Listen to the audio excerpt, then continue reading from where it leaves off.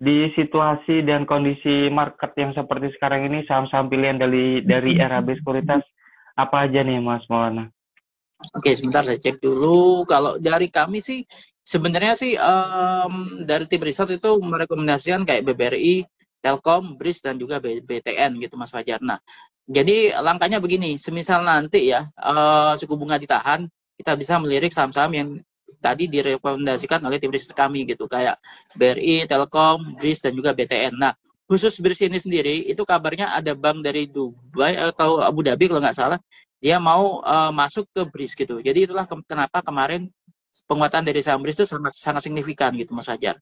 Nah, memang kalau untuk rekomendasi saham-saham tadi kayak BRIS ini utamanya ya kita mungkin bisa cermati dulu karena hari ini mungkin terkoreksi tapi adanya sentimen dari berita tadi ya kita bisa cermati lah di kisaran harga 2.500-an misalnya nanti. Nah, kayak gitu Mas Fajar. Jadi kita beli buy on weakness nih, saham-saham yang direkomendasikan oleh RHB gitu. Tapi kalau emang mau nanti mengamati dari sektor lain seperti komoditas, nah kita bisa cermati harga saham-saham yang ada di sektor nikel dan juga timah kayak gitu. Karena kaitannya dengan komponen bahan-bahan ini ya, bahan bakunya ini ya baterai ya nanti gitu Mas Fajar. Oke, baik Mas Maulana. Ada sektor finance tadi yang direkomendasikan dan juga ada sektor infrastruktur ya. Ada Telkom, terutama dan saham-saham di sektor basic material ada nikel dan timah itu juga direkomendasikan. Kalau kita lihat ini Adaro hari ini juga naik 0,37% Mas Maulana. Di coal biasanya coal ini mengalami kenaikan karena adanya pemulihan ekonomi. Nah, apakah tandanya permintaan coal untuk kebutuhan ekonomi ini sudah industri ya, ini sudah baik sehingga harga Adaro mengalami kenaikan, atau kenapa Adaro ini bisa naik Mas Maulana? Oke, karena ini masuk di saham komoditas, jadi yang pertama kita lihatnya di harga komoditasnya Mas Fajar, komoditas batubara dalam hal ini. Memang kalau hari ini kan harga komoditas batubara ini baik yang Newcastle ataupun Rotterdam ini cukup variatif. Meskipun kalau di rata-rata mungkin hampir 1%-an gitu. Jadi itu salah satu indikatornya itu. Terus yang kedua, apakah dengan kenaikan saham Adaro ini mengkonfirmasi pemulihan ekonomi atau permintaan batubara. Nah, itu tergantung nanti dari perekonomian di Tiongkok ya, di Cina itu nanti kalau memang nanti perekonomiannya sudah membaik, maka otomatis juga akan meningkatkan demand ya atau permintaan di ini ya, permintaan batubaranya di sana gitu. Karena konsumsi batu bara terbesar dari kita yang kita ekspor ke beberapa negara tuh yang tertinggi itu dari Cina dan juga India gitu. Jadi kita lihat aja nanti kalau emang perekonomiannya Cina itu membaik ya otomatis nanti itu akan meningkatkan permintaan batu bara tentunya yang dari kita. Nah, ini juga akan mempengaruhi pergerakan dari harga saham yang ada di batu bara kayak gitu maksudnya itu. Namun untuk saat ini saya pikir sih lebih ke ini sih harga komoditasnya sih ya, terutama harga komoditas batu bara sih gitu Mas Wajar.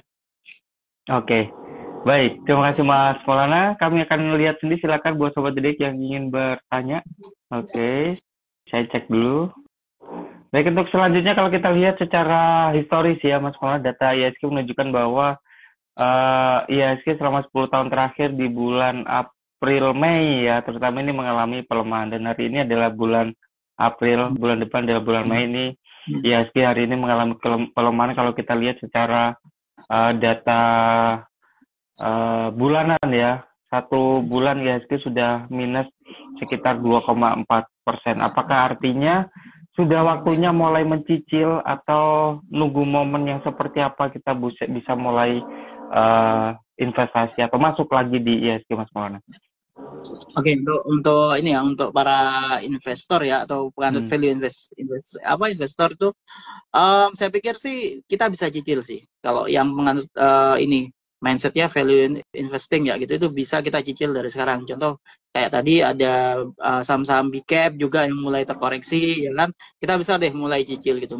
Tapi jangan all in sih. Jadi kita cicil aja gitu, paling tidak sampai 2 atau 3 kali pembelian gitu. Kenapa? Karena bisa saja nanti akan terjadi rebound gitu. Kan sekarang ini kondisinya kan memang lagi volatil tuh marketnya di bulan April gitu.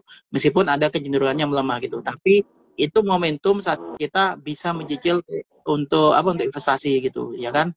Nah, jadi kayak saham-saham blue chip ini bisa lah kalau kita mau cicil tuh boleh aja gitu. Yang penting jangan all in aja Mas Fajar. Baik. Baik, terima kasih Mas Maulana. Sebenarnya ada beberapa hal yang bisa kita cermati tadi dari diskusi kita di kali ini, terutama adalah ada beberapa sentimen tadi yang mempengaruhi suku bunga, mempengaruhi pergerakan IHSG. Yang pertama adalah suku bunga, Fed belum menaikkan suku bunga ya, the Fed, karena masih menganggap bahwa inflasi sudah cukup terjaga dan juga ekonomi data-data juga menunjukkan hal yang baik. Yang kedua adalah terkait tentang isu eskalasi perang di Timur Tengah ya yang berdampak pada kenaikan harga komoditas terutama oil dan minyak dan emas. Terutama untuk IHSG selanjutnya ada kecenderungan hari ini melanjutkan pelemahan. Hari Jumat juga biasanya ada aksi profit taking dari para investor setelah 3 hari ya. Dalam 1 minggu ini IHSG mengalami pelemahan dan kemarin rebound, hari ini masih ada potensi mengalami pelemahan, berada di rentang support sekitar 7.013 sampai 7.067 dan berada di rentang resisten sekitar 7.200. Dan rekomendasi saham pilihan dari RB Sekuritas yang pertama adalah saham Bank BRI, ada Bank BTN, ada BRIS yang kemarin juga ada isu dari Bank Abu Dhabi ya. Yang ketiga adalah selanjutnya adalah saham Telkom. Kemudian di sektor komoditas mungkin bisa dipilih saham-saham yang berkaitan dengan nikel dan juga timah. Itu adalah beberapa informasi yang bisa kita cermati di hari ini. Baik, Mas Maulana, terima kasih banyak atas informasinya. Salam sehat selalu ya Mas.